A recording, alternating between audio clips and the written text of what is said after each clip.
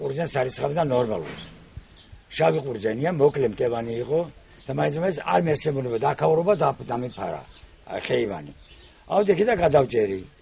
მე ამოიყარა და გადავაწვინე. გადავაწვინე ეს გამოვიდა, რავი, ლამიშავჭამოს. ამ ხელა ფოთლები. 70 წლის ქალი ვარ და მე ესეთი რამე არ შემხვედრია. არ მოუსწრებული ვარ.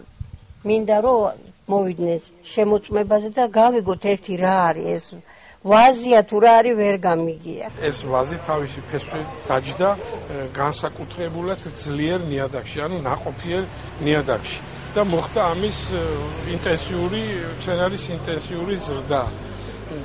ანუ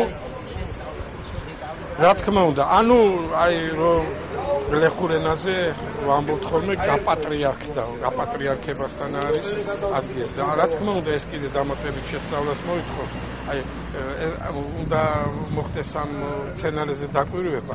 აი წელს კი ნაყოფი ჩვეულებრივია, მაგრამ მომავალზე შეიძლება ეს ნაყოფი კიდე უფრო გაიზარდოს. ამიტომ დაკვირვების საგანია რა ეს მოვლენა.